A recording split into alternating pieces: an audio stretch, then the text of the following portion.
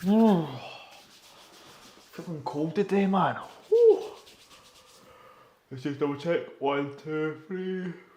We're all synced up. Cool. Right, so. So, benching, some pull-ups and some side laterals. Not bad.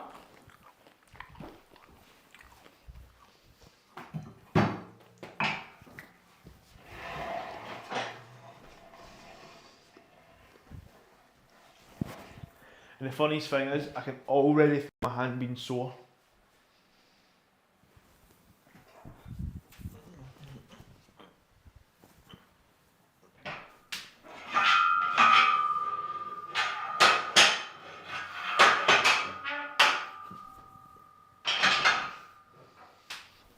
Right. So, I should have maybe put my jumper on. I'm feeling a bit chilly.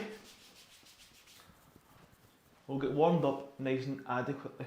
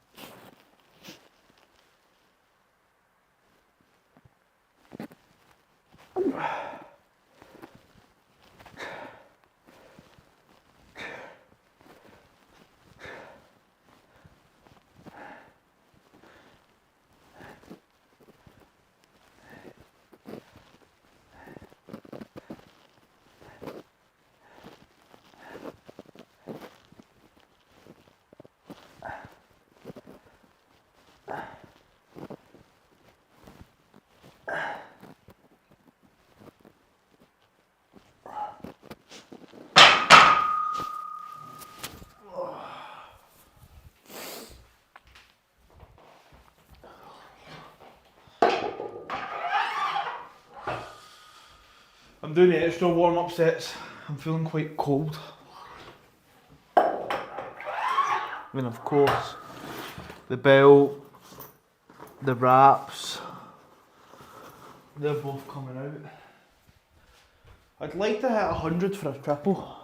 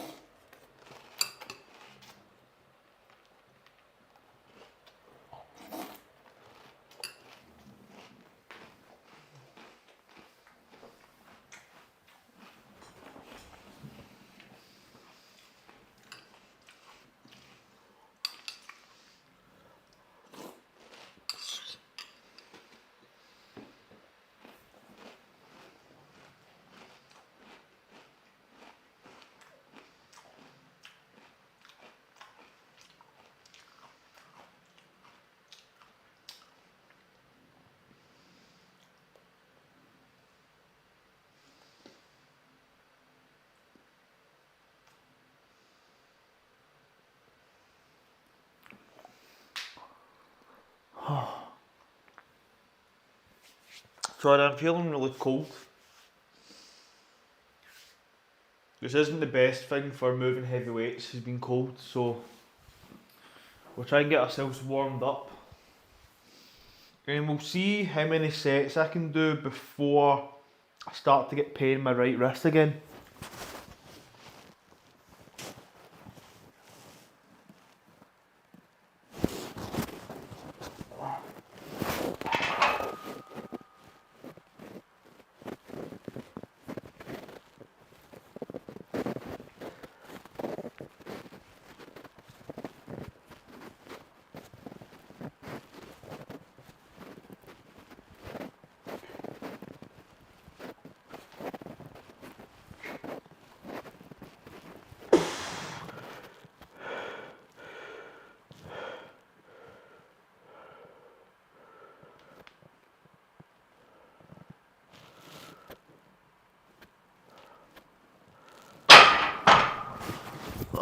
See, I would rotate my wrist in that position there.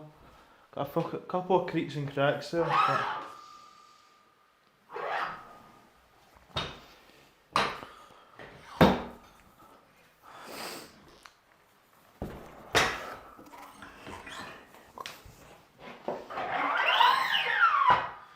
We'll do 60, 75, 85.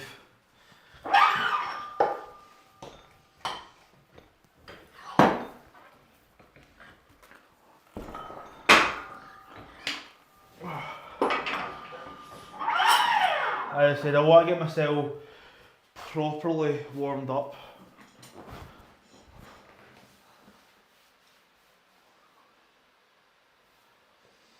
I've kind of given up playing League of Legends, I think, a wee bit now.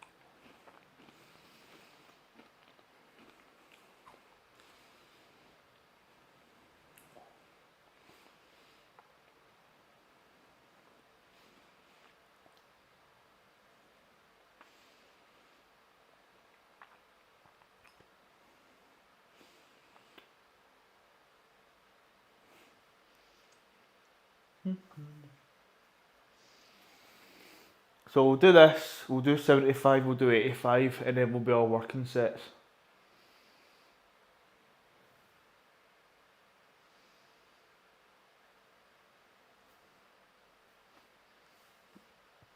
So far, my wrist is actually feeling fine, which is good. I'd like to get 97 for 4, 100 for 3 or 4, then maybe 102 for 3 or 4. But we'll see. But I need to make sure it is all pause reps, it's all good form, yada yada yada.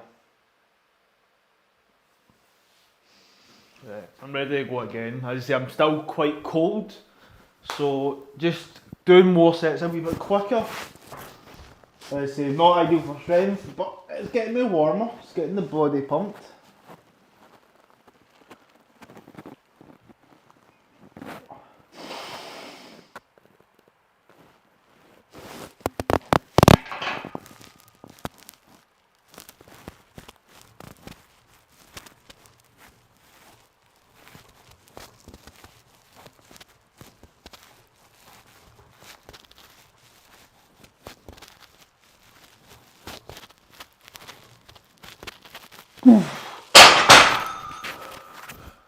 Good.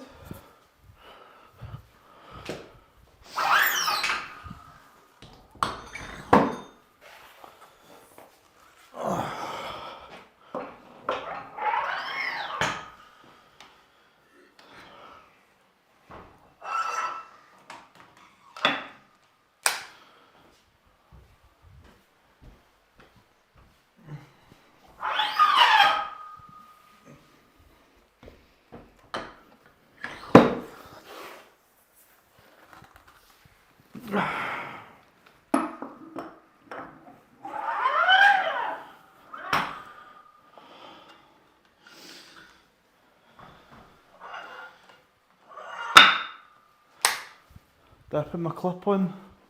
I did, cool. Right, so we'll do 75. We'll hit that for reps, and then we'll move on.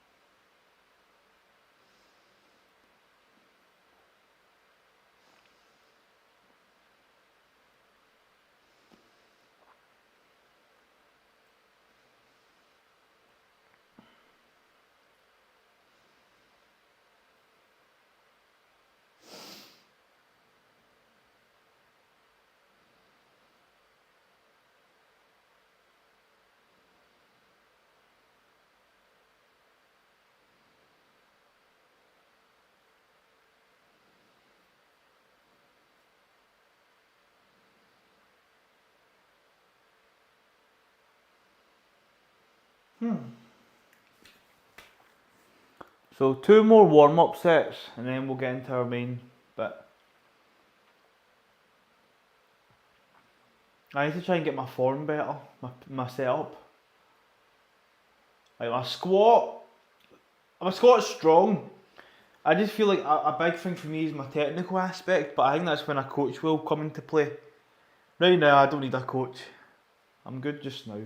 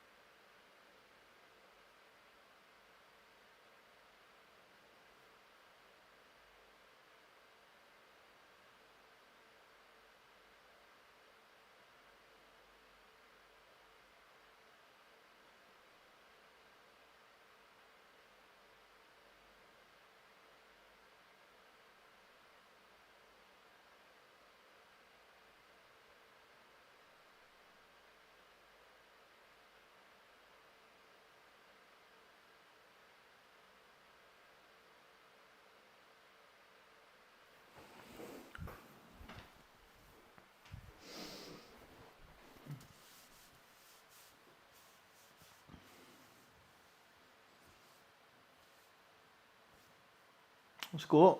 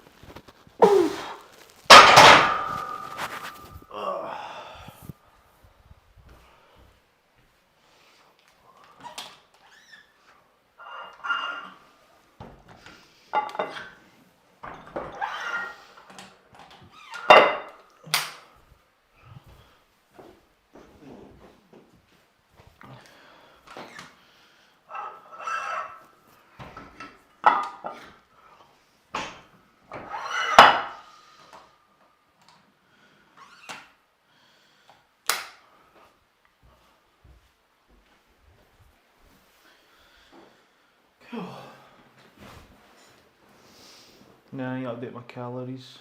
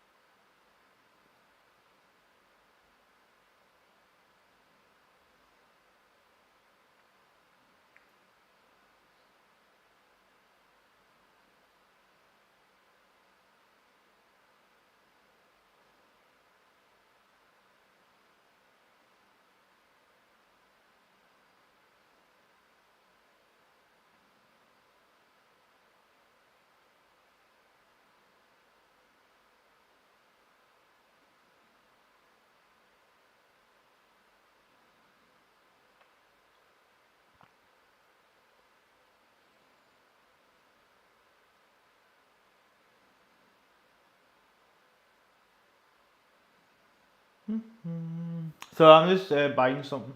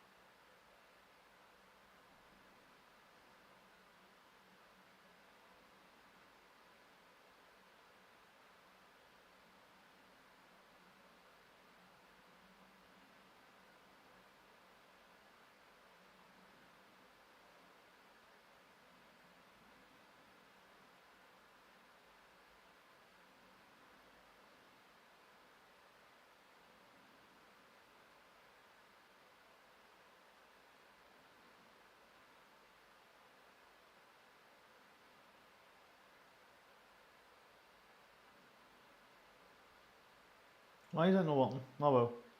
Right, not doing it just now then. Right, next set. Sorry, I was just trying to buy some my multivitamins and that. My gummies. Oh, right. Let's get this last set. Surprise, surprise, my wrist hasn't actually been sore.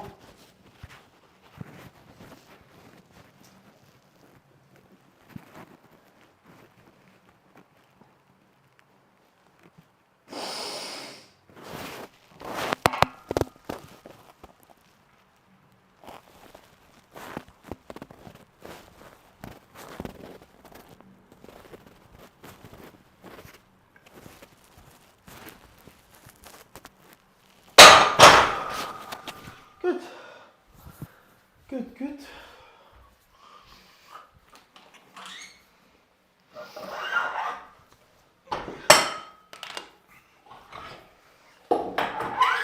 $97.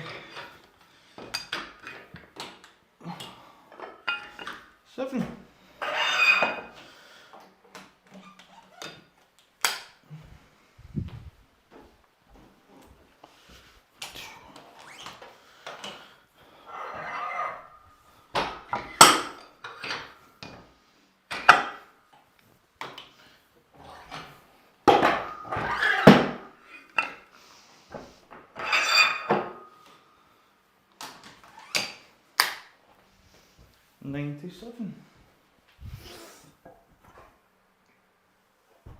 There we go, let's move this bar down. Okay.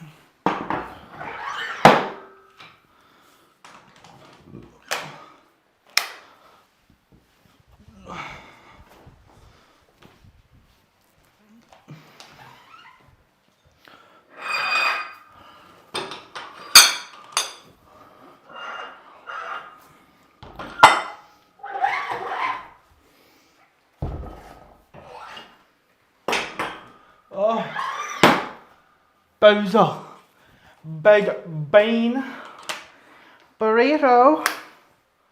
How's it going, my guy? Just had a nice solid 97.5 for 4. That was defo over a 9.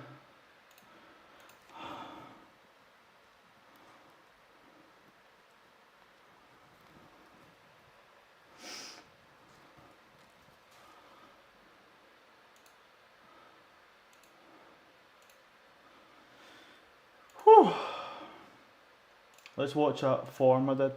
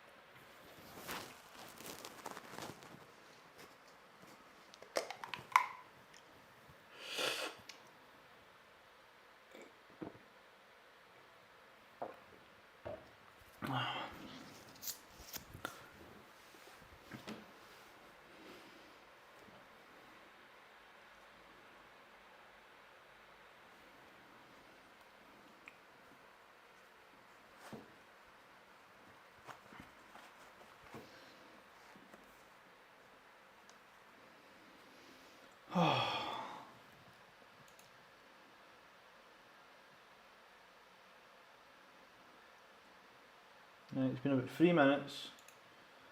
We'll give ourselves a bit longer to rest.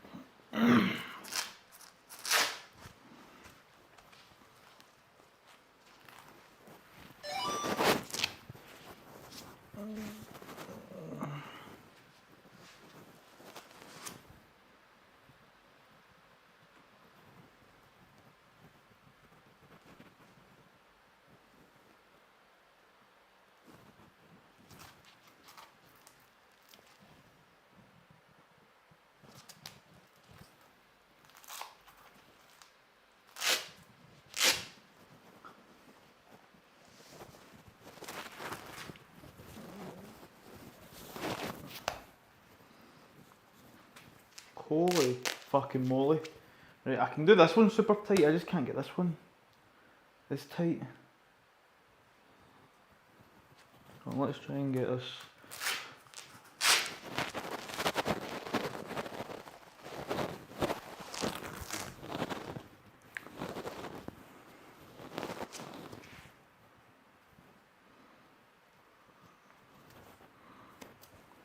Right. Both pretty damn tight. Belt's not that tight. Oh Jesus, look.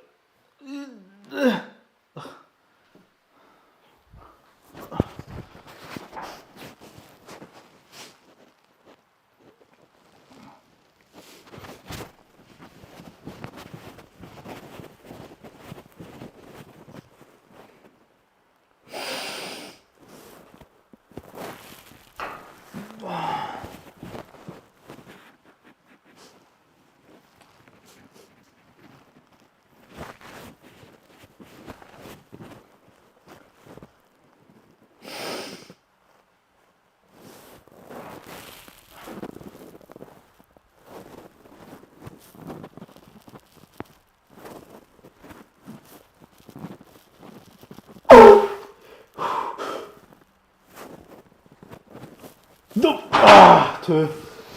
Okay.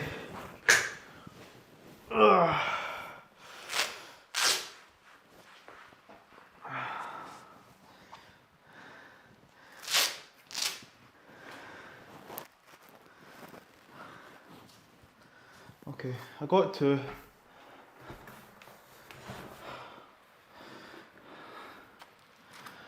Whew. Right. 2.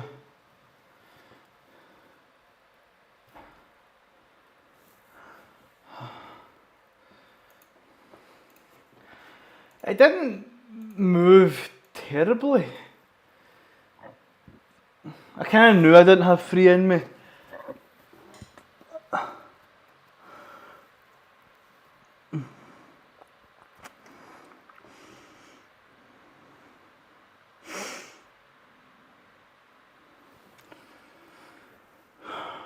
No, that's fair enough.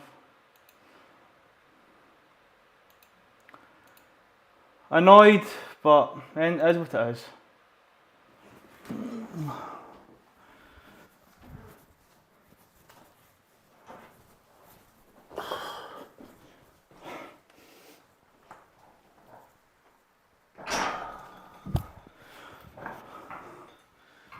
There we go.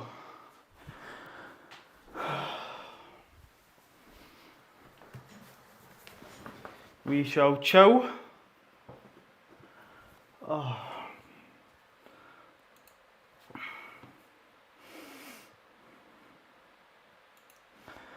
One more set, so I got a 4, I'll get a 2, and hopefully I get a 2 or a 3.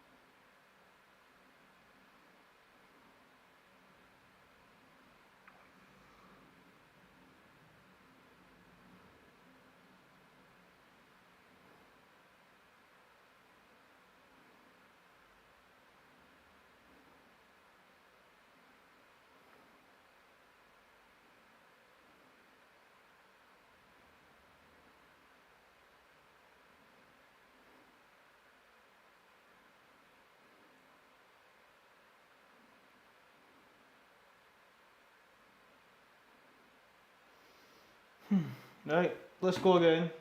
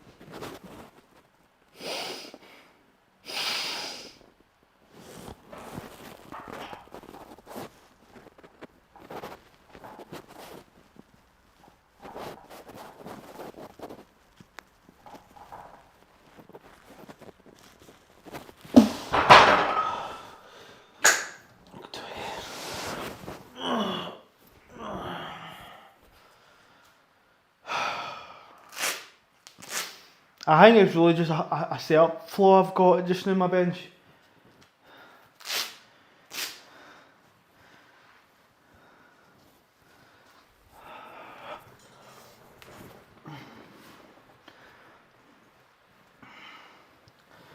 Starting, Seth, how's it going, mate? Whew. I got another double.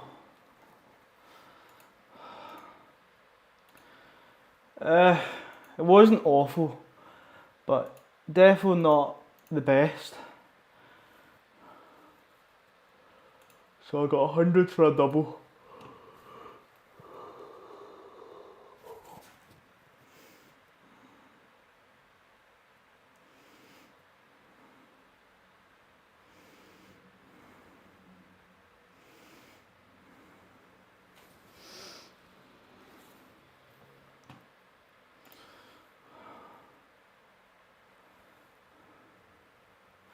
I just started watching. Well, funny you mentioned it. I've already seen both the seasons, and it is a very good show, Seth. Absolutely.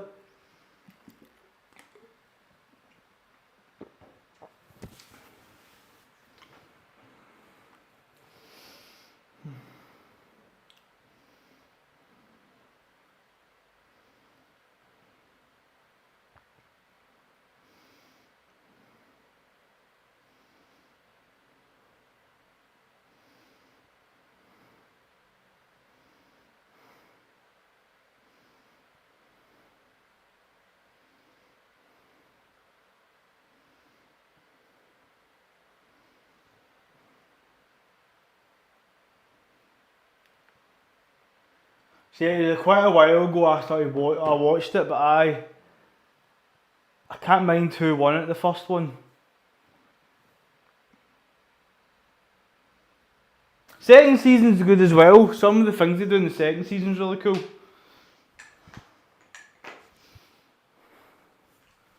Right, so what we're doing now, 92.5.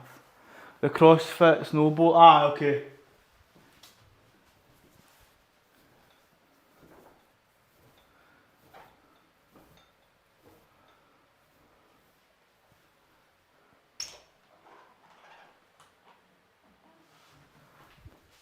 I like the biker better. Oh, fair dues. See, it's been ages, 'cause I barely fucking remember the first season because I watched it quite some time ago. But the second season's good.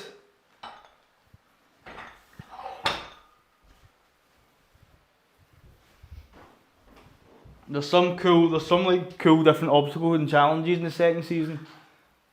Still, they do a lot of the same ones, but there's a few unique ones that they've introduced that's quite good.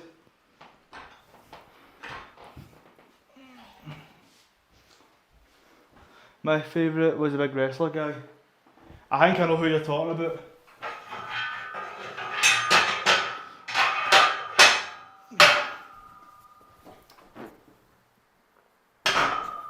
Well, in the second season, there's a small wrestler guy you like. He was pretty badass.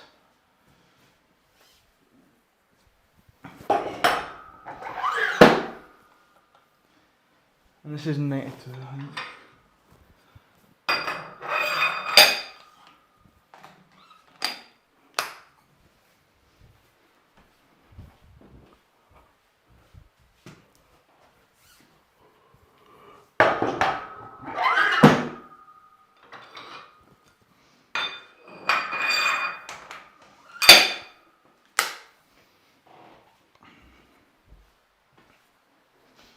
Right, so now we're doing 92.5 kilo bench.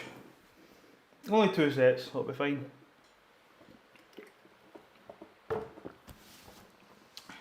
And then it's no paused, so it's just kind of touch and go.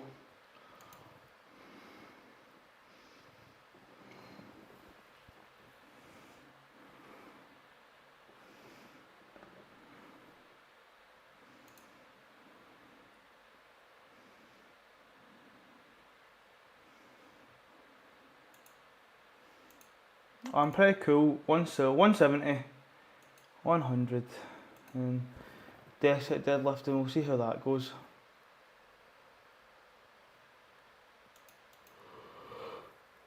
Oh, goodness.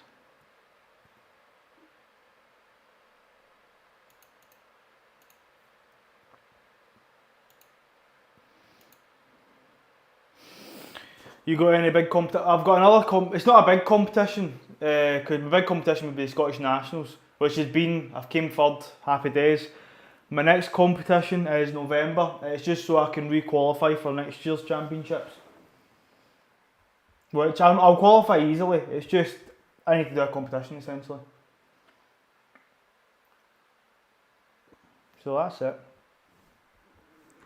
So I'm nearing the end of this strength block. When is it? It's November. Middle of November. That's if I can get an application in. Because the applications are out in like 11 days time. So there's 2 competitions in November. I'm doing the later one.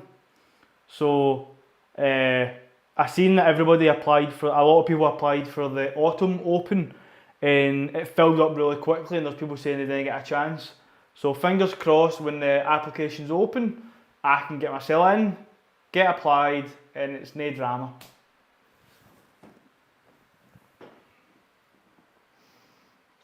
Because if I don't do if I don't get a chance to do the competition in November, then my next competition won't be until January or February, and that'll be really a pain in the ass because it takes me closer to the championships. I'd rather have more time to prepare for championships rather than less.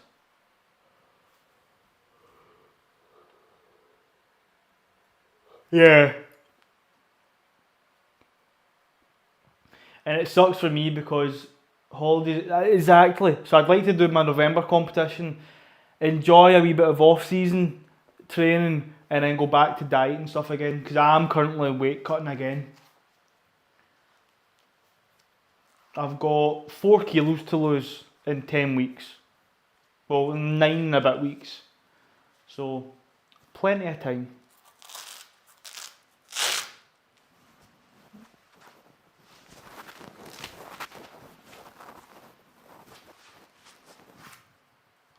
You dying, you cutting early? Yeah. I will never diet. No, I'm dieting early, so that means I don't need to rush it towards the end. But if I diet now, then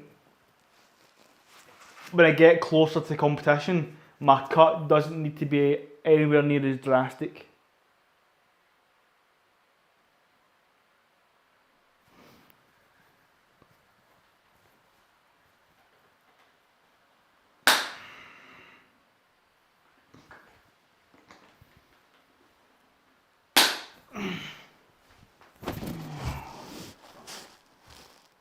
So we're doing wide grip benching now.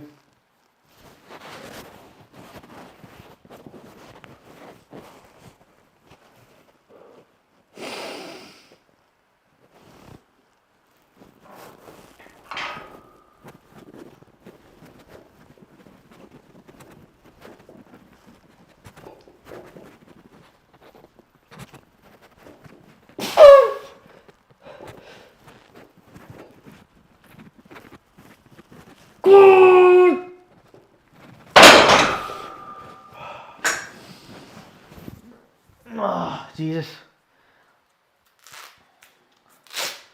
That was a wee bit all over the place. I definitely wasn't getting any more, so that was definitely above 9. I was a bit... But I guess my benching skill there was a bit everywhere.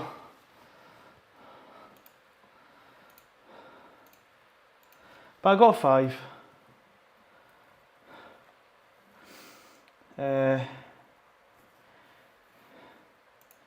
Let's just have a wee look at that form.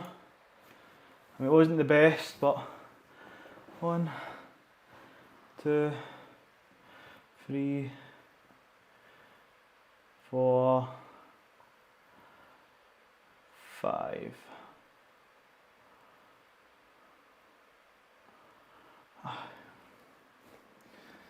Cool.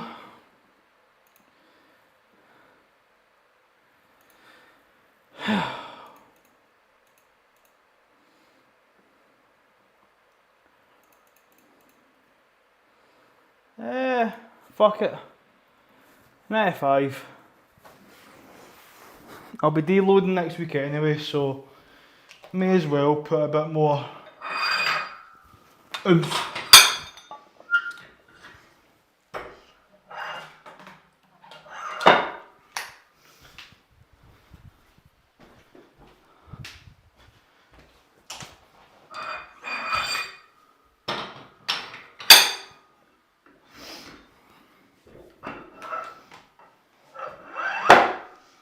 Quite crazy how my leg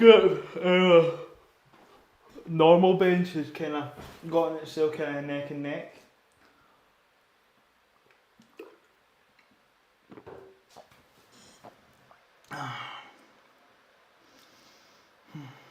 I weighed myself today. I was 77.9. The lightest I've weighed in recent time was 77.2. So. And I only record weights when I hit each new low point. So the last time I recorded my weight was Monday the 2nd of September. I've not recorded my weight since then. So I kind of lose it because I started off the 26th of August, 79.5. And 28th, only 2 days later, 78.6. Next day, 78.3. Cut 2 days, 2 or 3 days, 77.9. The next day, 77.2. So my weight was coming down very quickly. But I say your weight fluctuates, so I could be having less shit in my gut, less water in my muscles. I could have been in a very empty stomach. And then from then, I've had a wee bit of a head cold and stuff, so that can go goes up and down, and there's no point in weighing it every single day. As long as over the longer period of time I am in a net negative, then we're good.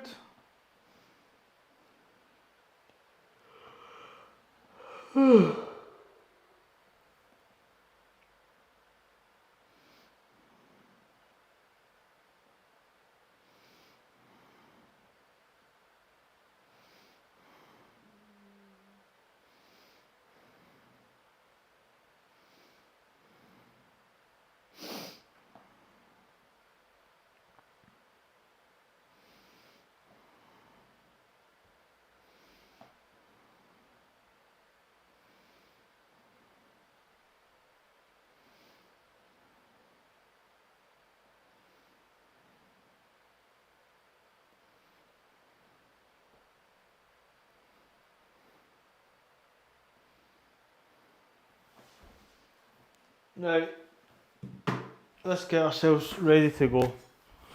95 kilos, we're aiming for 5.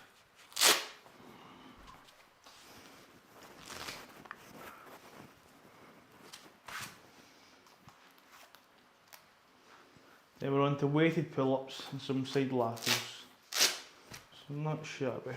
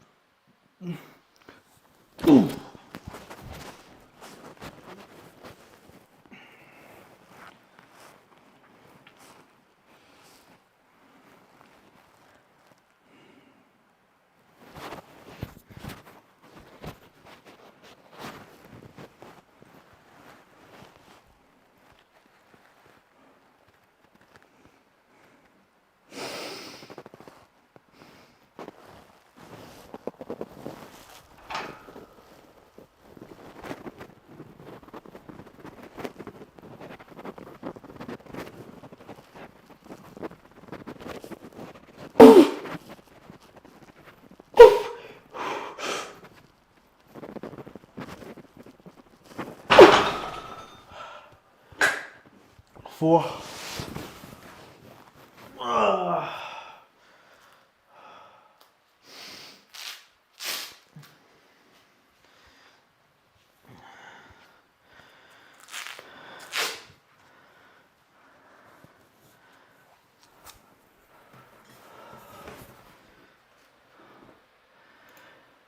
Woo-wee.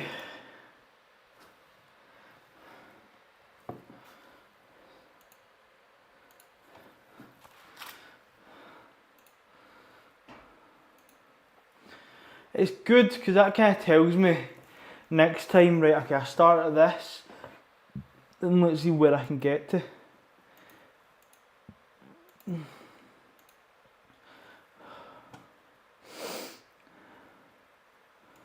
And pull-ups, oh.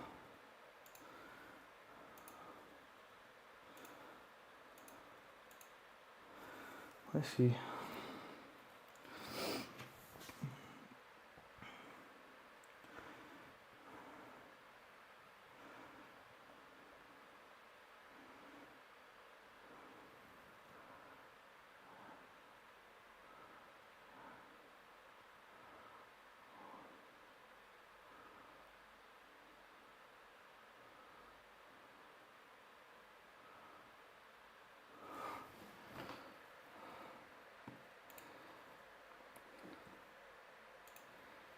The Idan, hello. How's it going, the Idan? Right, we're on to doing some weighted pull-ups now. So let's just get ourselves booted up and ready to go. Don't need the belt on anymore.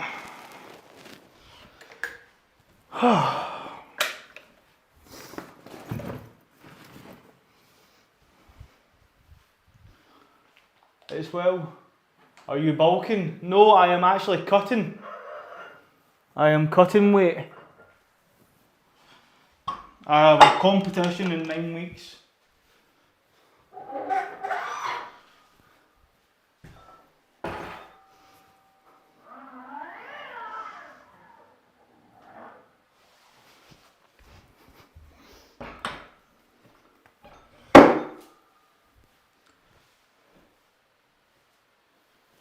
cutting alright. I need to cut as well. We'll need, that is what I want. I hate cutting. You get weaker, you get smaller. You look better, you look slightly better, but I enjoy just being a thick boy and eating all my food and enjoying what I eat and feeling strong. But if I compete in a certain weight class, I need to be in that weight class, so it is a nuisance.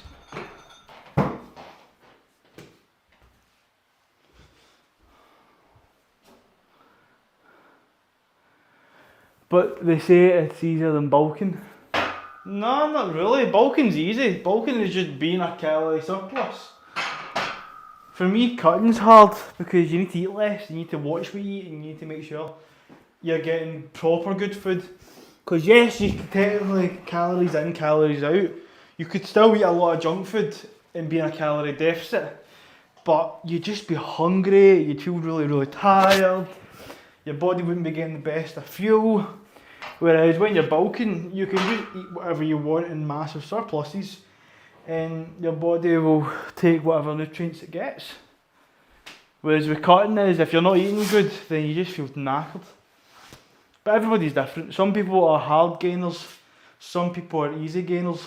Like when I was younger, used to be quite a hard gainer. It took quite a lot for me to lose weight, though, to gain weight. Now I've become a bit of the opposite. I can gain weight relatively easy. It's losing weight that's getting more difficult.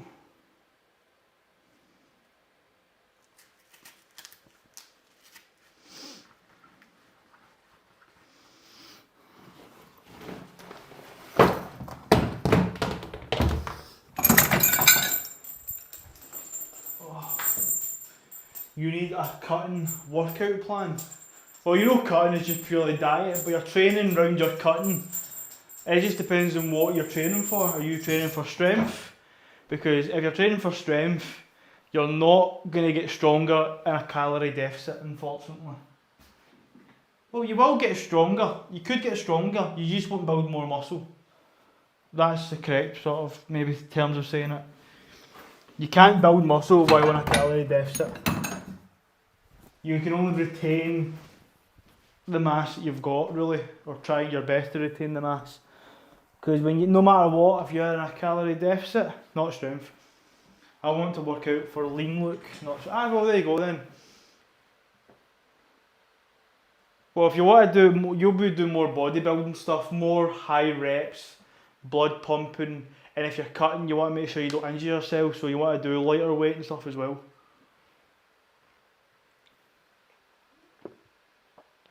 And you want to just focus on the bread and the butter rather than a bunch of pointless excess exercises, because when you're cutting, you'll have less energy. Unless you're like me and you just trog your way through everything. Right, let's get this done.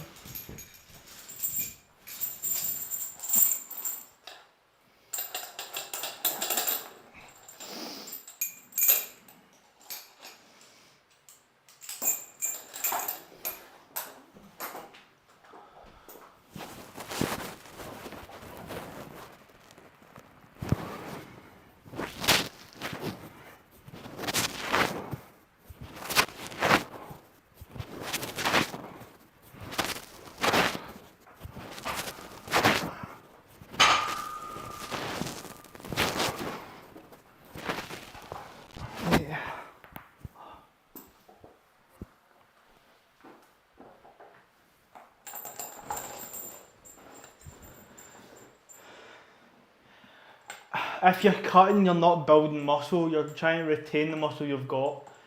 See, if you're cutting weight, you don't build muscle. You just retain the muscle that you've got, or you try and retain the muscle the best you can.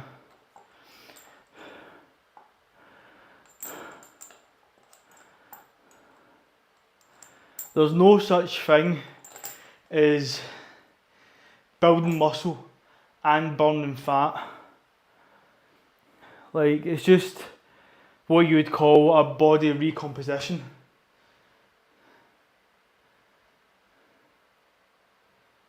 But still working. No, yeah, still work till failure. There's a difference from doing a 1 rep max to failure and to doing a set to 10 reps till failure. Different kind of failure fatigues. You just need to manage your MRV, your maximum recoverable volume. And if you're cutting, your maximum recoverable volume may come down a wee bit.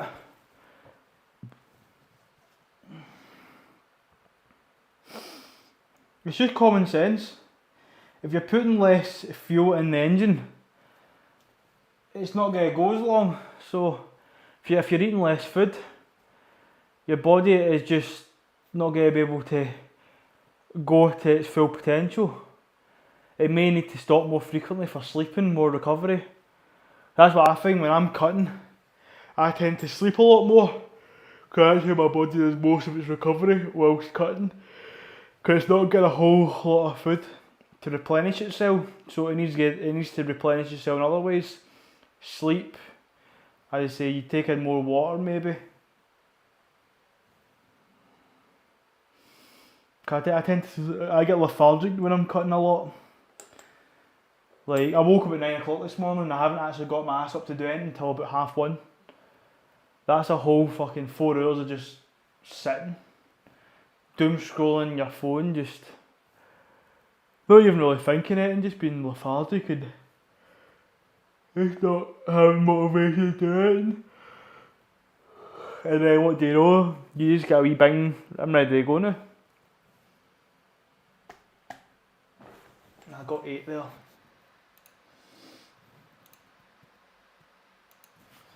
So open bracket 8,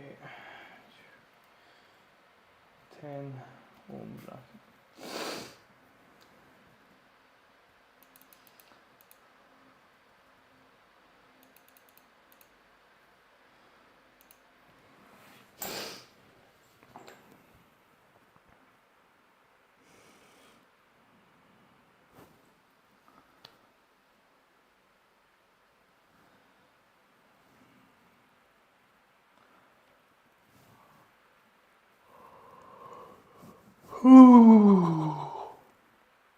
Goodness.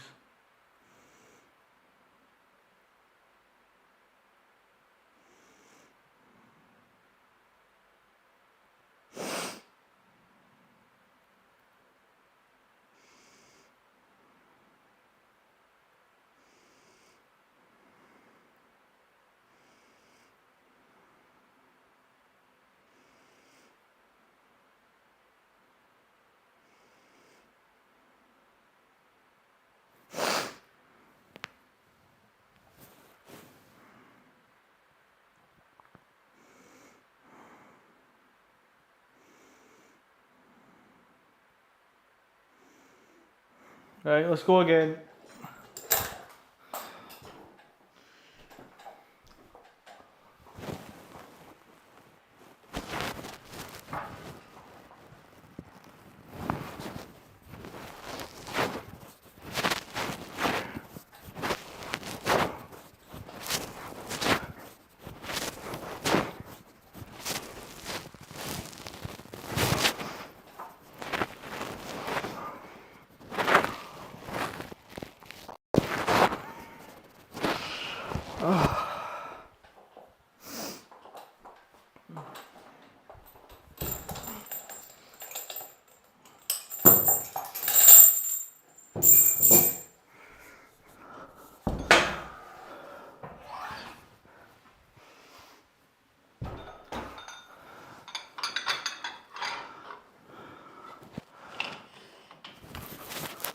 Oh.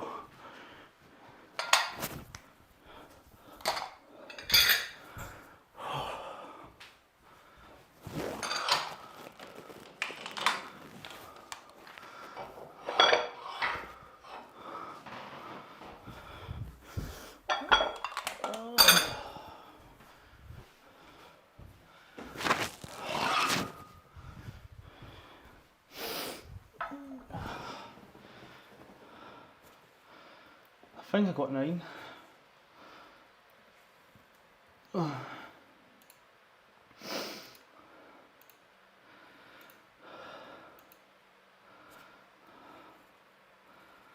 see. 1, 2, 3, 4, 5, 6, 7, 8,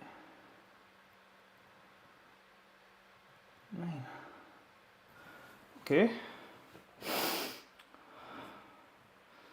Got 9, not bad.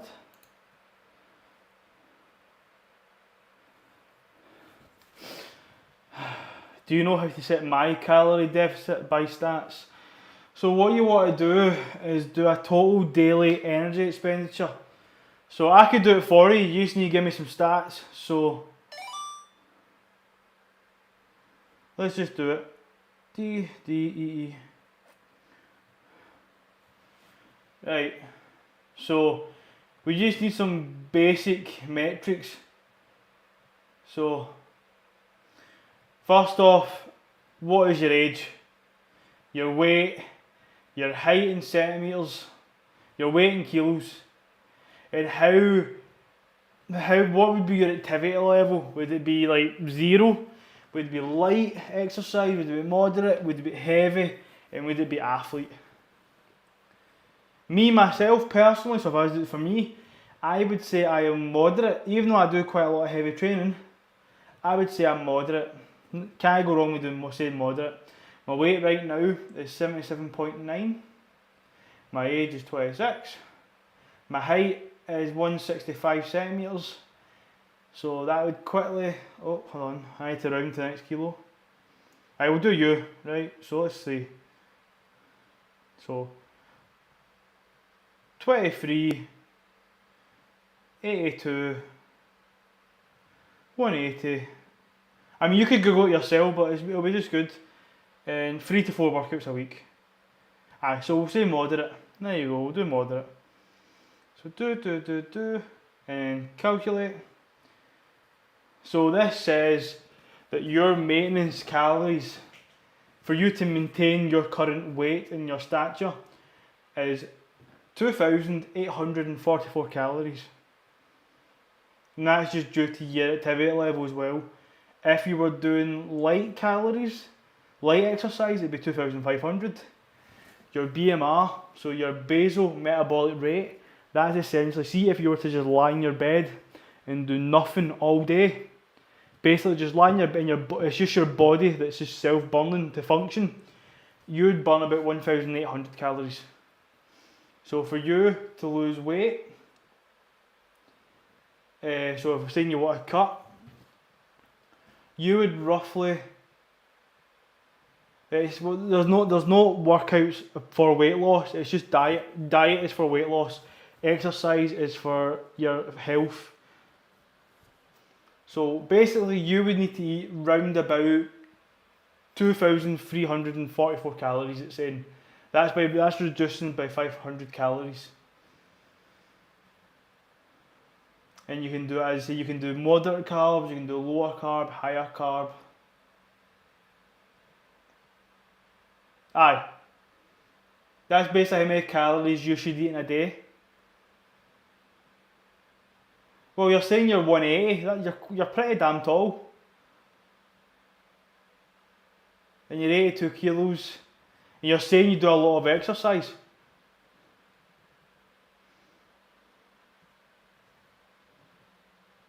Yeah, so what I would do is, if you want to lose weight, start off doing that, 2,300, and you go from week 1 to week 2, track how much weight you've lost, go from week 2 to week 3 and track, and if you're steadily losing weight, then you're in a calorie deficit. If you're doing it for several weeks and your weight hasn't changed, then that might be closer to your maintenance, so you just need to reduce by a wee bit more. I wouldn't jump by another 500, I'd maybe jump by like 100, maybe 150. everybody's different.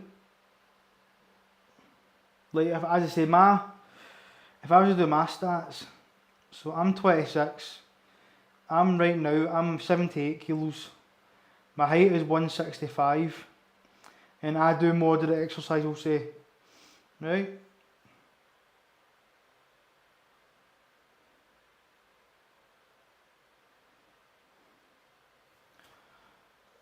So, for me to lose weight, I should only be having 2,100 calories.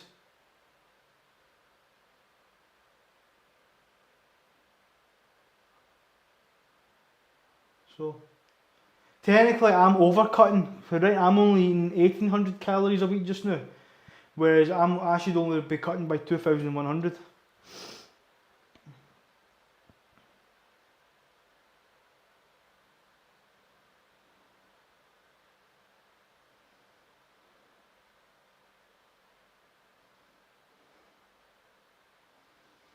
Yeah, working out more will help. How hard should I work out? You should always train hard, but I say it's smart. You build training blocks. So for example, you don't just go to 1 rep max, week 1, week 2, week 3, week 4. No. You basically go, let's just say you do it like a video game. You start off on easy difficulty. Then after you've done that, you go on to medium. And after that you go into hard. And then you finish off at God mode. And then what you do is you deload. You go back right down to story mode. You don't even go to beginner or easy. You just go to story. You go to story mode, which is like a walk in the park to let your body to recover. Then you go back. Not exactly easy, but let's just say you do easy medium from then, and you go up further. Then that's how you rinse and repeat.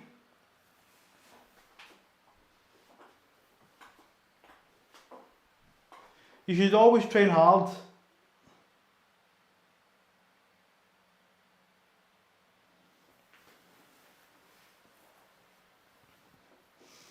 Right, let me do my set.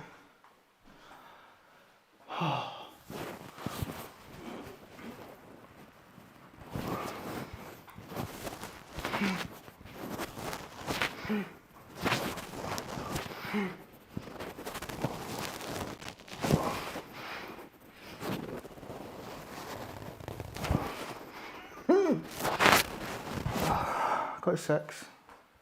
Oh.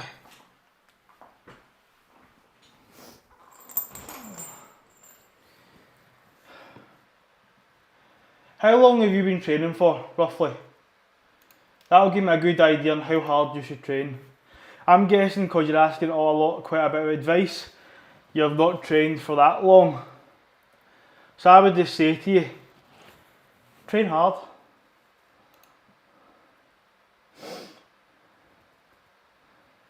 Because when you're not as experienced at training, you do have the ability just to train harder and just see awesome gains and do all sorts of overtraining and stuff and see all sorts of gains.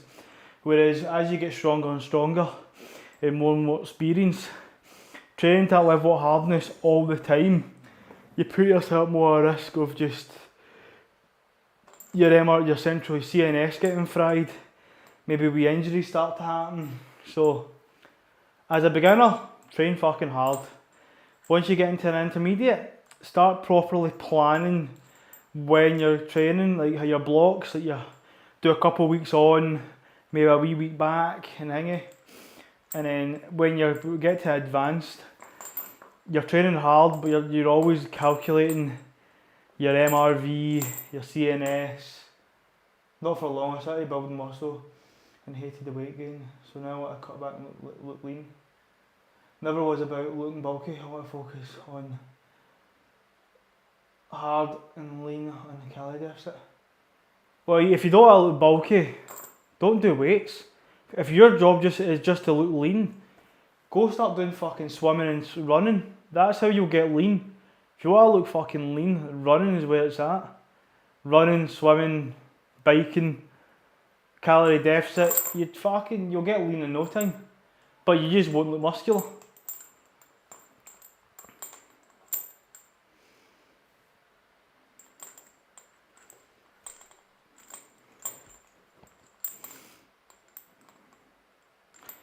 The best thing to do as well is do training that you enjoy, but if there's a certain way you want to look, try and find someone that you want to look like and just see how they train. Because as I say, you go, okay, I want to look like a sprinter, but I'm going to start doing long distance running. That just doesn't compute. Or I want to have the physique of a gymnast, so I'm now going to start doing CrossFit. Aye, so personally for you, I'd probably just say you don't want to get bulky, you want to look lean, calisthenics and cardio with a wee bit of weight training. But you won't get bulky from doing just a few weights. But train like how you want to look.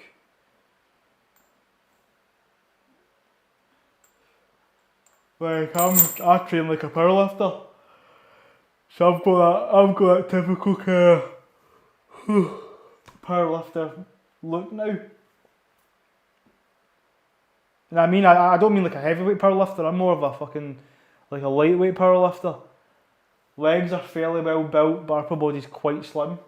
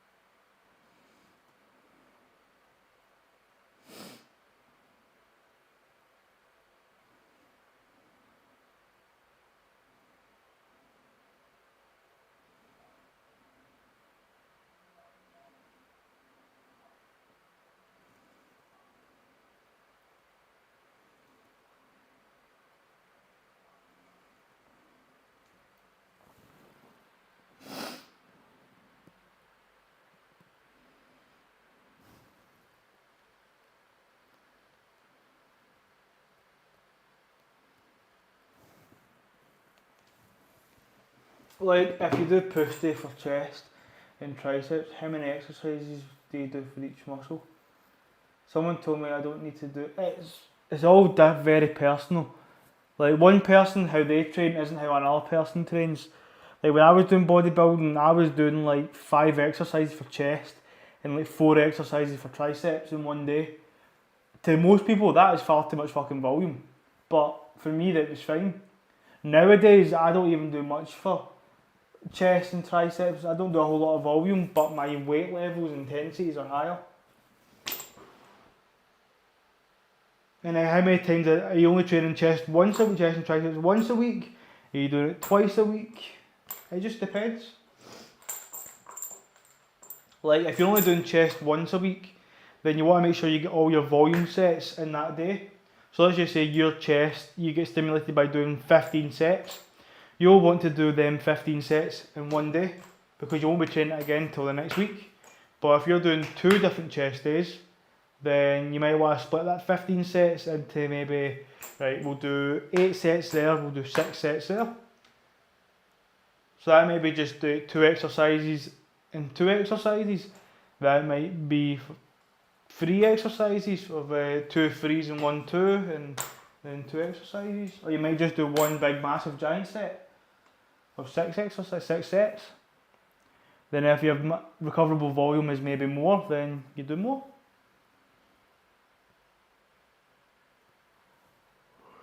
It just depends. Oh. Right, let's get this last set.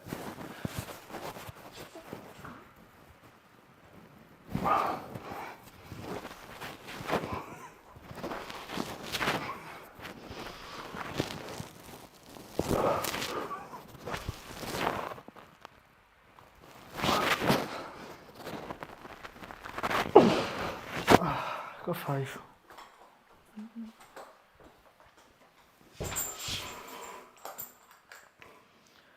So I usually do 13 exercises for my back.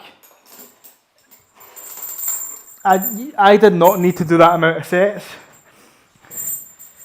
but that's what I did, and I did have a pretty crazy back in the day.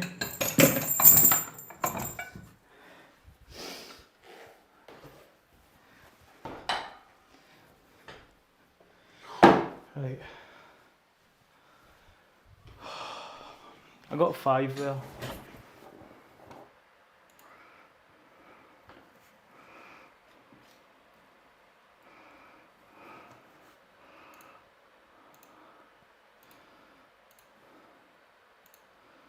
Right, side laterals. What did I do last week?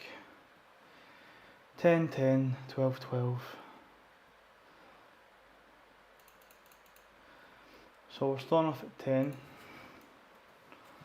Okay.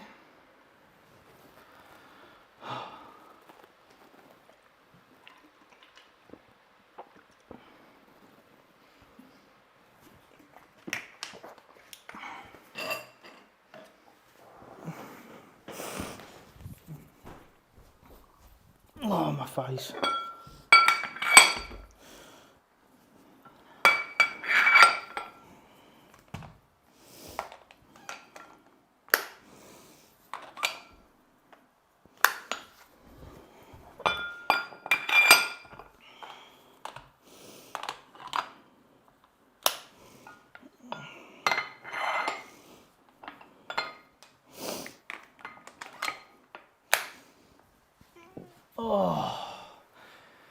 Oh, my back, let's see.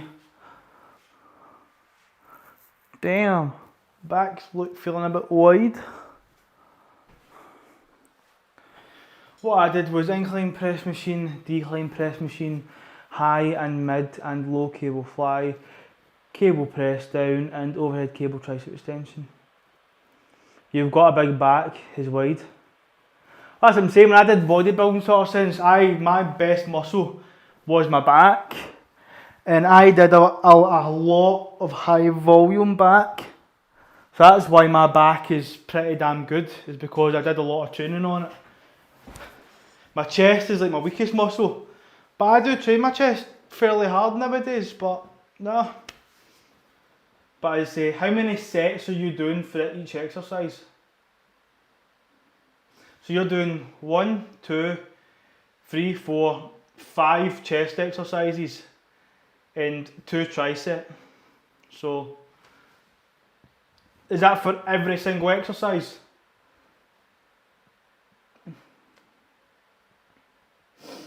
So you're doing 15 sets of chest times by 10 reps every time. So you're doing 150 reps of chest stuff, and you're doing so you're doing 60 reps of tricep work.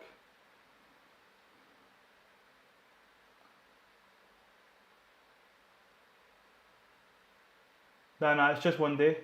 That's what I'm saying. So that's what you do in one day for chest and triceps.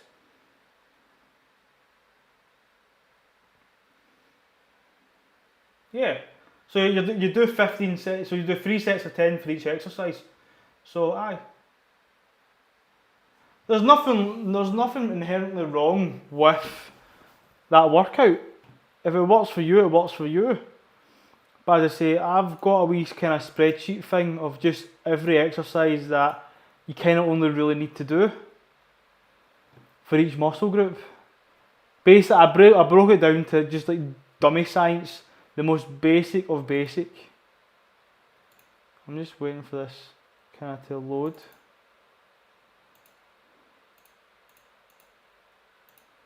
There we go. Aye, so basically, if you break down chest into just the pure motion of it, what can you do? So chest, I can do incline presses. I can do that with a barbell, dumbbells and a machine. Boom. From one main exercise I can do 3 different things. Then what can I do next? So my main pectoral, because there's only 2 parts of the pec, I can do the bench press now. I can do that with barbell, I can do that with dumbbells. I can even do a machine style for mid. Right, okay. Now, lower bench, I could do decline work, but it's now proven really nowadays, see doing a difference from flat to decline, there isn't really much of a difference. So there's not really a point in doing decline work a lot of the time. So what's next? Dips. How do you do dips? Either body weight or weighted. That is it. Okay, and then what's the next motion? So what's the next? So I can do this. I can do push-ups. I can do body weight. I can do weighted. I can do different inclines. Push-ups are big, massive, like fraught of things. And as I say, what is your chest main movements? It's to push and come across. So you've got flies. So you've got dumbbells. You've got cables. You've got machine. There you go. There's a whole other host of exercises you can do. And then as I say, that's not including the different heights you can do.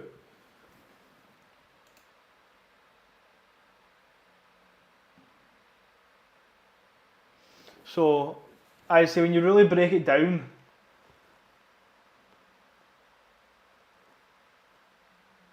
yeah, your chest plan's alright, but as I say, you focus, as I say, you've done it kind of right, where you've put all the compound movements, the heavy weight moving ones first, then you've done the accessory ones secondary, isolation stuff, which is good, then your triceps.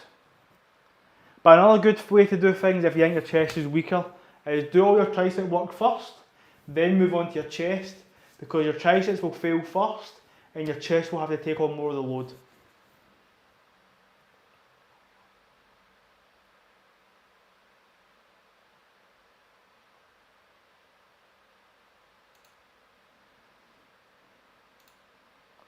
Right, I'm going to do my set now.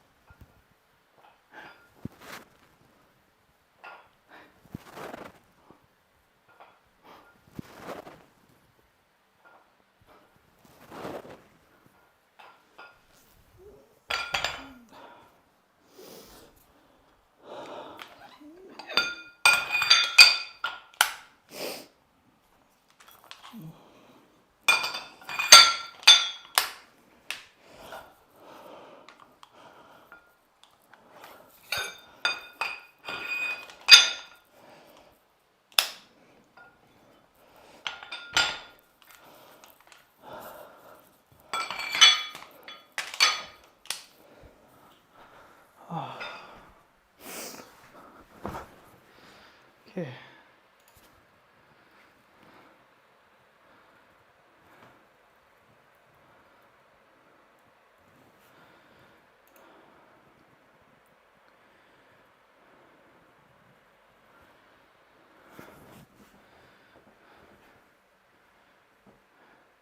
But that's just something to try. As I say, see, it's just, you're a beginner. Just do stuff how you want to do it, mate.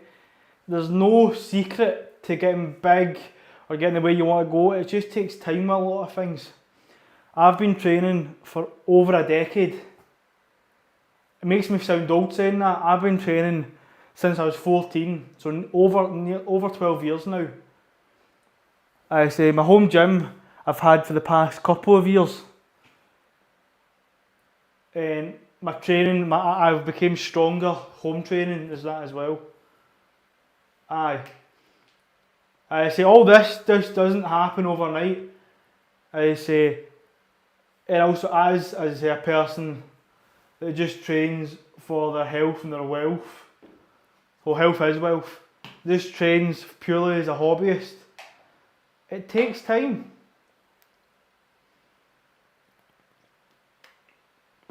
I mean, there is shortcuts, but health-wise, it's not worth it in the long term.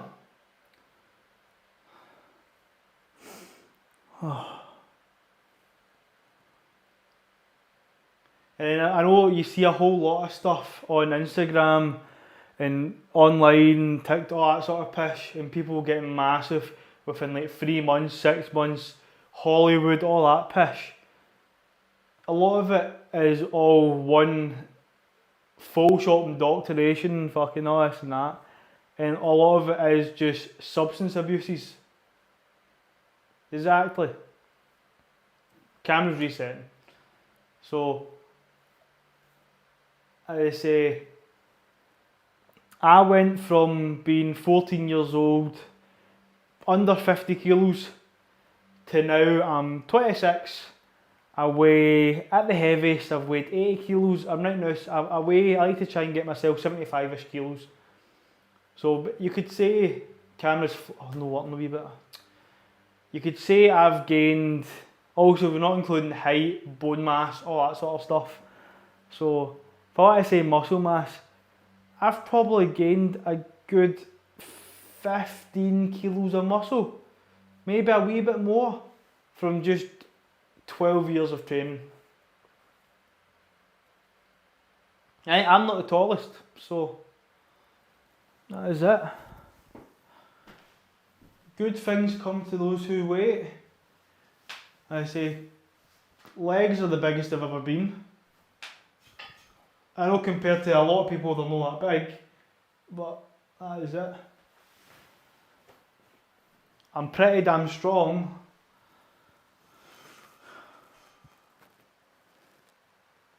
That's it. And then all my streaming and training, I don't show all the fancy kind of 1 rep max, fancy wanky work and just showing off doing random shit. I just do the training day in, day out, day in, day out. And it's just over time you get genuine true progression. That is it. There's no show off stuff here. Even though we all like to show off from time to time, even myself. I normally try and save that for competitions.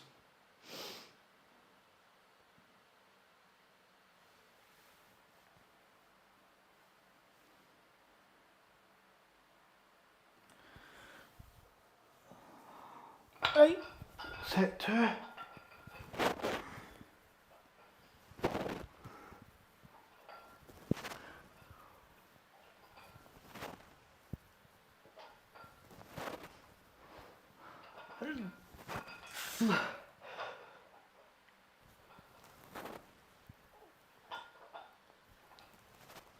Seven. 7.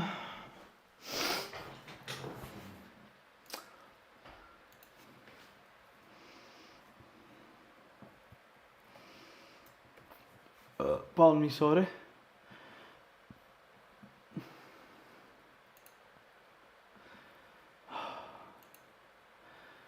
Getting there. Pardon me.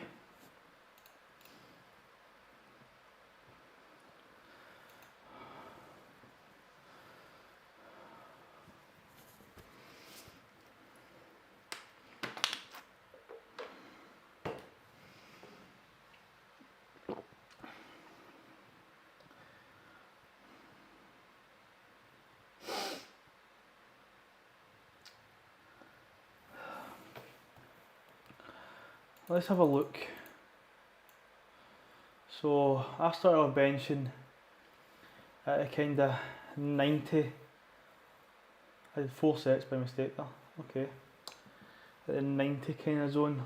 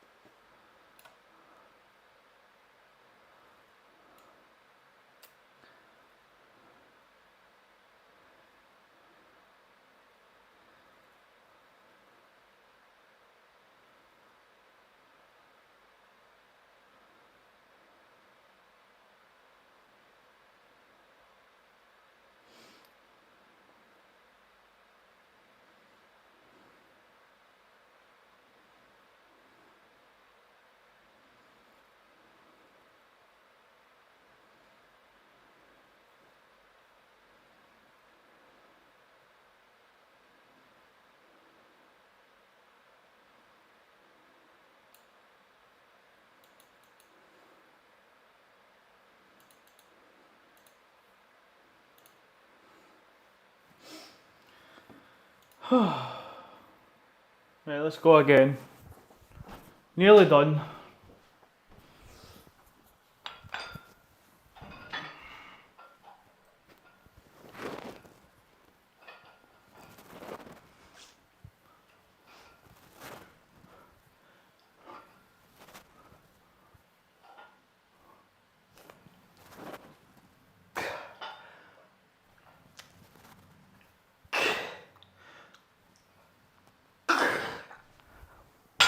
Got a 6.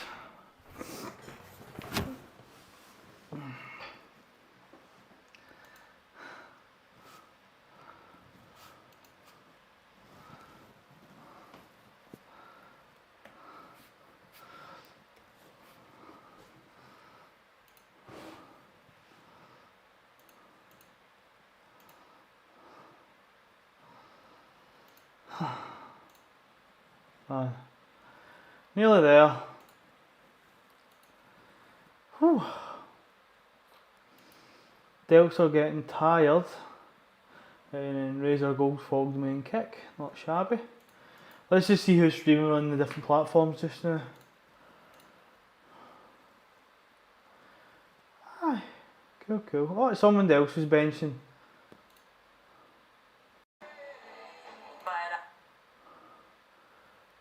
I think they've just started. Aye. Cool.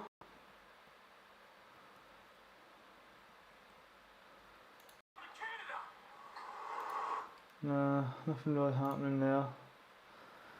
Right, okay, kick's always dead as per usual. Let's see. Twitch, who's on Twitch? Yeah, okay.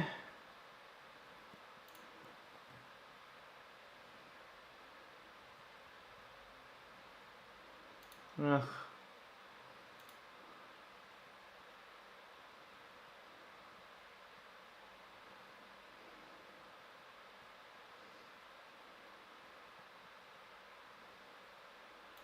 Ugh.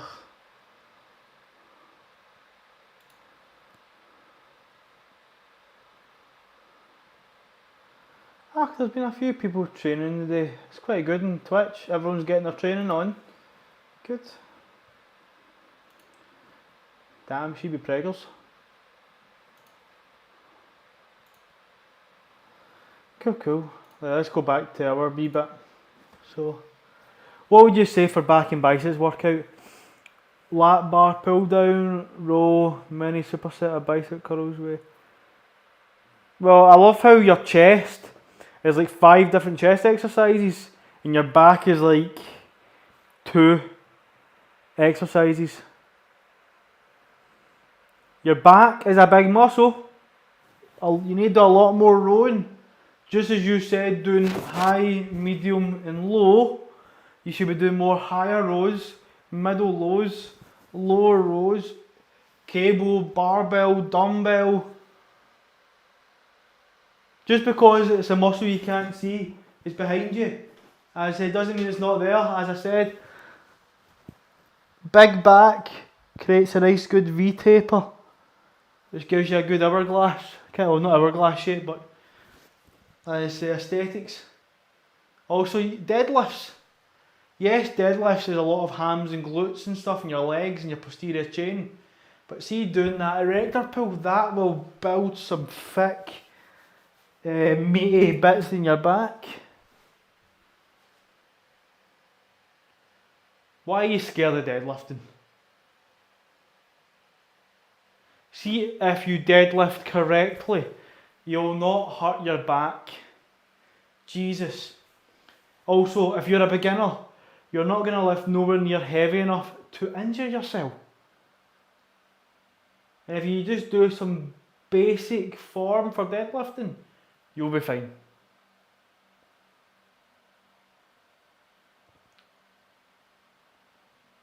Deadlifting is good, because what do you do in your day-to-day life? You bend down, you pick stuff up. What's that motion? That's a deadlift. You bend over, you pick something up. You're doing your lower lumbar, hyperextension. deadlift movement. And if you never do that deadlift movement and reinforce that strong structural fundamental movement, when you get older, it's going to be much more difficult to keep that fucking lumbar protected. I mean, I'd get it if you're deadlifting with a cat back and you're flaring every spinal fucking lumbar, whatever it's called, spinal cord. No, disc. Every spinal disc. Sorry. My brain wasn't working there. But even at that, proper bracing, I say a wee bit of upper thoracic doesn't kill you. That's just... You're a beginner. Learn to deadlift. Deadlift. If you don't want to deadlift super heavy, fair enough. Don't go past 100 kilos. But trust me, deadlifting is not the end of the world. You'll not hurt your back. You're more likely to tear your bicep off the bone with a preacher curl than you are tearing yourself from a deadlift. A lot of time people load up the preacher curl and they'll go all the way down the thingy and it locks, boom, detached bicep. You see that happen more than often. But then you do see a lot of people hurting themselves deadlifting. But that's when people get to certain levels and they don't manage their volume recovery and this and that and yada yada yada. I can tell you the only injuries I've had from training is my wrists. I just got too much overuse and there were just a wee bit of tendinitis thing, kind of wee arthritis in the wrist. Not actual arthritis, but it was like an overuse of the joints, so I just had to let myself recover, more mobility and stuff, and it's fine. No issues with the wrist. This flares up every now and then. It's not the end of the world. And my piriformis muscle, I injured it squatting 40 kilos, not heavy. It was just that I was gone, I was overtraining. I went over my maximum recoverable volume and was just going for it constantly, and it just went. If I'd managed my recovery a bit better, my deloading, scaling everything back a wee bit, then I wouldn't have injured myself. And trust me, that put me in agony for months. I could barely put my socks on. And that wasn't from deadlifting, that was from squatting. I don't get it, I don't have the pain now. I'd say I'm probably more numb to it nowadays. It does get stiff and a wee bit tight in my back, just due to the performance goes into your back. But aye. Recovery management, injury management, that is it.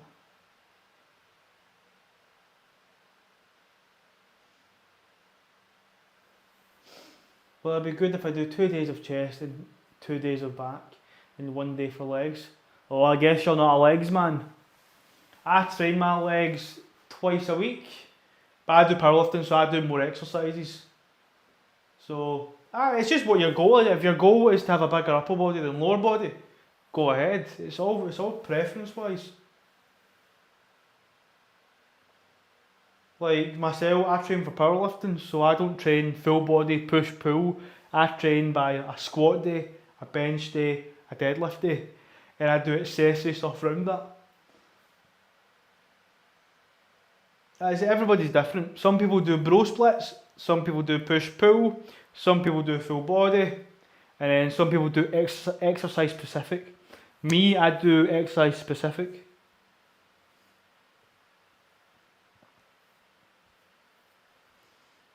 So let me just get this last set.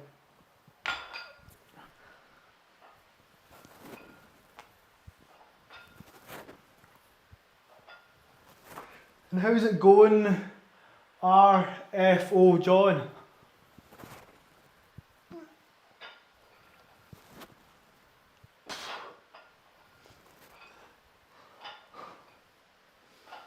Good man. We're just finishing off. I'm still here. Cameras just went dud. I'll be back on in a wee second.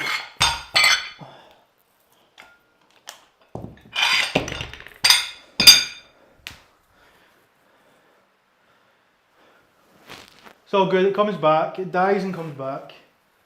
Yeah, every 2 hours it does a wee sort of cycle, overheating cycle.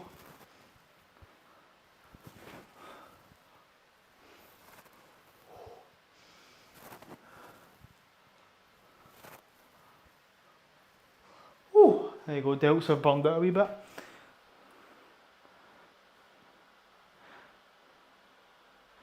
Your gelato.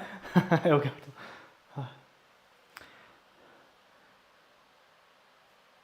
See what see what the health neatness channels are about. Health and fitness channels are about. Aye, cool man.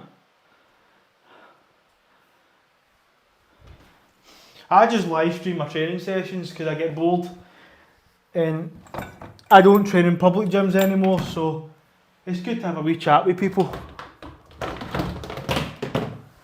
Oh!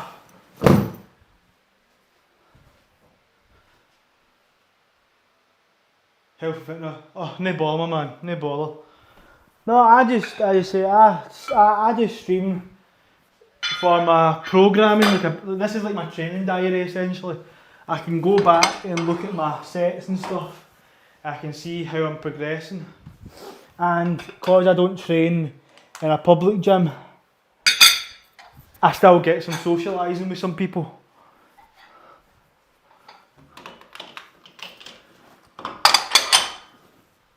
And if people have questions about stuff, then I try and answer the best I can.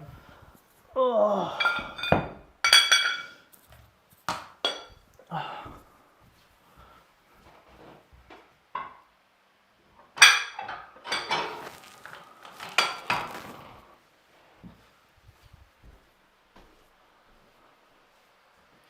What's your background?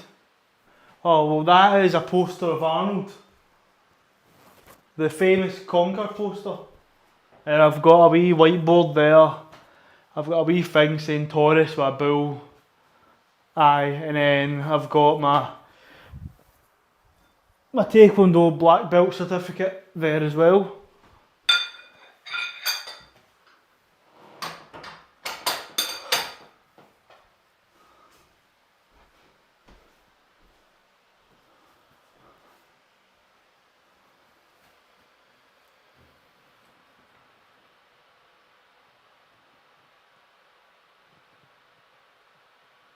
Oh, my background.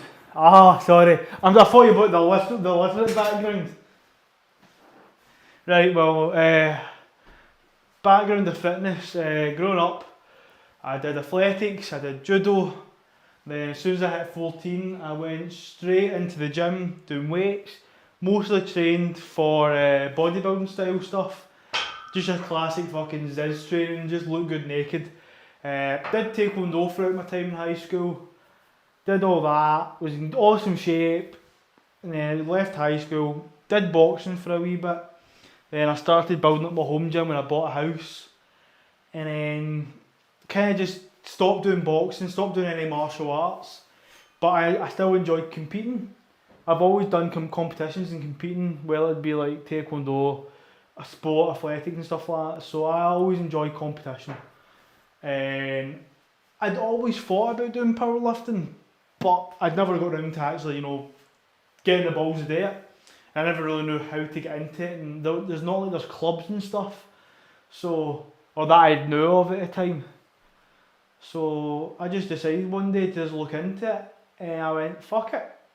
And then I seen that there was like a wee amateur like powerlifting first timers show I could do. You didn't need to have any of the equipment. So I thought, this will be good, it'll give me a wee idea if I actually really want to do it or not. So, got myself a membership, did a bit of training, did my first meet, and I caught the bug. And I've now been competing in powerlifting for just under 2 years. And my most recent accomplishment was I came third at Scottish Nationals. So I was very happy with that. So I am hoping to just keep on progressing. I say my total isn't the biggest total for my weight class just now. I would like to get myself like kind of top 10 for Scotland, hopefully maybe, and just get myself going from there. I've got a long way to make it to like the rankings in Britain, because it's pretty damn stacked. Do you self-coach or work with a coach? Self-coach. How did you learn technique? Lots and lots of practice and lots of YouTube videos. So it's the same with everything you study. You don't just take one source and take that as verbatim. Multiple sources, lots and lots of practice, trial and error, see what works for you and what doesn't work. And I'm still learning. I say, well, I have thought about getting a coach at some point, not just now, but at some point I'd like to introduce a coach, and that will hopefully progress my ability further, because as much as you can improve and you can see, sometimes you need outside perspective. But no, I think I'm pretty solid at what I'm doing just now, and I've done a good bit of learning. Like my whole first year was just kind of getting myself used to competing. So I did 4 competitions, and it was very tiresome. And I didn't do a whole lot of actually PRing and progressing. It was really just displaying the strength that I currently had. Now I am actually becoming stronger. Like I PR'd my squat, my bench is still not there just yet, and my deadlift is still on that kind of seesaw, like still same strength, stronger. But I'm hoping this competition coming up, I will be stronger in all bouts. How many years have you been training? I have been training since I was 14 with weights. So I have been training, if you talk about just weight training, for 12 years.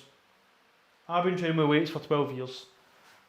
I say, during my high school years, I looked incredibly good. Ripped abs, veins, aesthetically pleasing, hitting the zizz. But as I've gotten older, wee bit fatter, thicker legs anyway, much thicker legs. How do you deal with pain? Well, you talk about pain from working out, or just like general pain, like if you get pain from certain, like joint pain and fatigue. Like if you talk about like muscular like pain, like both. Recovery. You make sure your nutrition's correct, which mine's is awful, being honest. Lots of sleep. I do sleep a lot, so I do get good recovery from sleep. And then just making sure you don't push it too far, especially when you get into like experienced training. Like as a beginner, you don't really have a shelf, so you could just train as hard and hard and hard and hard. But over a very long period of time of training, you'll start to slow down. That's when you need to kind of learn, right, okay, I can't train this hard all the time. I need to be able to make time blocks of training hard, training medium, training hard, training extremely hard, then training very easy. Then again, medium, hard, very hard, easy. And you can do that for a long period of time. And even then you might start to fatigue even more, so you might need to go, right, month off, let your whole body reset, then you go easy, medium, medium, medium, hard, hard, very hard, deload. Then you can go back into going medium, hard, hard. I say it's just dealing with pain. How do you gauge hardness or easy? There's 2 ways to really do it with reps. So if you're doing more hypertrophy muscle building, you do RIR, reps in reserve. So that's just basically how many more reps would you say you've got left in the tank. So if I'm doing 3 sets of 10 and I'm doing an RIR of 3, I want to leave at least 3 reps left in the tank. So if I'm doing a certain weight, if I feel like I get to reps, if I'm supposed to be doing 3 sets of 10, let's just say I get to rep 8, I'm like, okay. I get to rep 9, I'm like, I think I might only have about 3 left in the tank. I don't just do one more, I rack it, because I've now gauged my level of difficulty. And if I'm doing strength training, I'm doing rating of perceived exertion. How much energy do you need to exert to complete that? So if I'm saying an RPE of 7, I'm saying I could get 3 reps or more. It's different to having 3 reps left in the tank. It's basically on that third rep you would not be able to do anything else. So it's a bit more difficult to gauge because in RPE, if you're doing it for 1 rep, it's maybe a wee bit more difficult to gauge, oh that was a 7, because for 1 rep it's different to doing 3 reps. Like if you're doing like an RPE 7 of 1 rep of 170 is different to an RPE 7 for 4 reps at 130. They both feel different, but it's that difficulty level, it's hard to gauge. It is very hard to gauge, but it just comes with practice. Like I'm still very new to doing RIR and RPE. I used to really go by percentages, like okay, my 1 rep max, 70%, 80%, 90%, 95%, then I'll do 105%. I used to do a lot of percentage work, but now doing just by feel, it's different.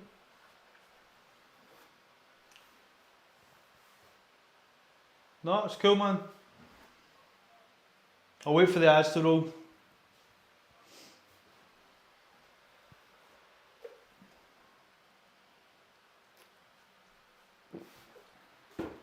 Sit down. Oh, getting stiff.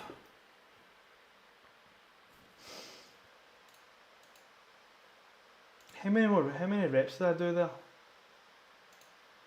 Let me just see. Okay.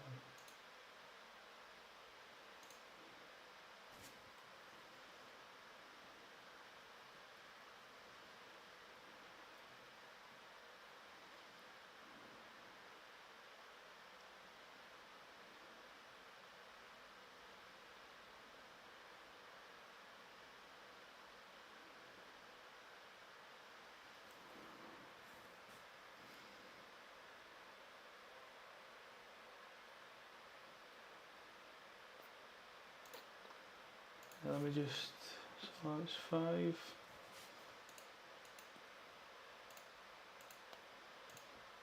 Oh, pardon me, sorry. Right, back. Right, so interesting. Does technique affect your reps in the tank, or is it get there? So, no. So see if you're doing muscle building, or does it just get there? No. So you want to make sure when you're doing reps, if you're doing high muscle building, you want to make sure you're doing good technique. I say muscle building is about getting the contraction of the muscle, the blood flow, breaking down the muscle. It's not necessarily about moving weight. So reps in reserve might not look like you're training hard, but you're training to muscular sort of fatigue in that point. So you do like reps in reserve 3, 2 or 1 or 0. And you want to make sure that by the end of your, let's just say I'm doing reps reserve 3, I'm doing bicep curls, boom, boom, boom, boom. I start to slow down a wee bit. I'm like, right, okay. And you can gauge, okay, that maybe I could maybe get 1 more. You gauge it again. You go, right, I've got less than 3, so that's when you just go, I stop there, boom, down. Because sometimes your mind can trick you as well. You might go, okay, that was 3 reps in reserve, but then see if you really then after go, okay, you're doing your set, and you go, okay, that's 3 reps in reserve.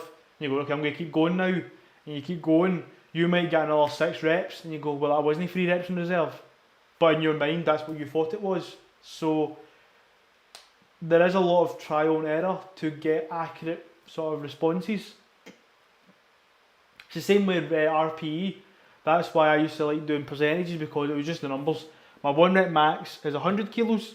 I'm going to do 70%, 80%, 90%, then I'll go 105%. And if I hit that new PR, all my percentages have increased. So I'll do 70% of 105, da da da da da. That's how I used to progress. But now I'm going by how I feel, because you might do like an RP7 of 100 kilo week 1 and it feels really shit, and then you could do an RP of 100 kilo 8 week 2 and it feels awesome. But there's no really any differences. As you see, you've trained harder the second week, but it feels easier. I like rep ranges. Yeah, well, I do rep ranges as well. 1 to 4, 8 to 12, 10 to 15, and 15 plus. Aye. Like, well, technically, the best range for muscle building is between 5 and 30 reps. Anything over 30 reps is just pointless. But you go, who's doing 30 reps or something? When you get older, you want to do more higher rep stuff because you want to minimise injury.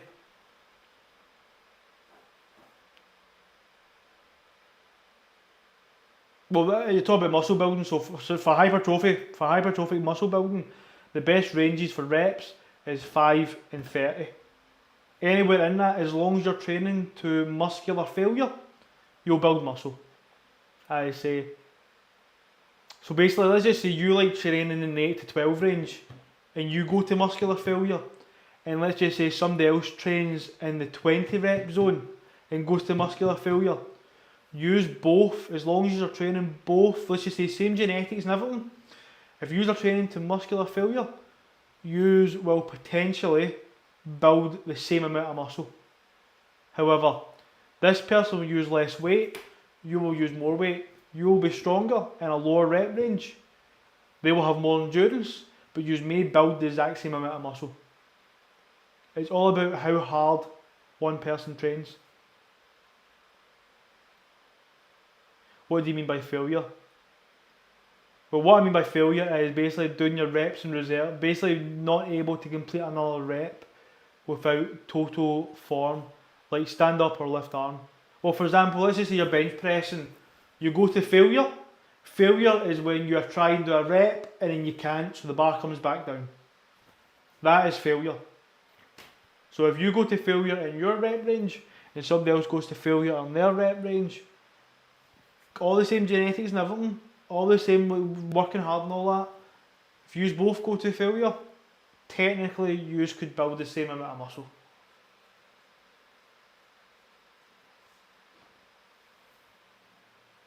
Even at different weight levels. I'd say for me, your reps, see your 1 to 6 rep range, that is ideal for strength. And then your 5 to 10, for me, is ideal for muscle. Because I'm a powerlifter, I don't need to do extreme reps. There's no point in me to doing 20 reps or something, because it's not specific to what I do. If I was a CrossFitter, I'm hitting 20 reps, 30 reps, maybe more, because I need to do that muscular endurance. But that's it. He's got to go, brother. Hope to see you around. Absolutely, mate. I'm finished anyway, so I am. For high reps, I focus on stability.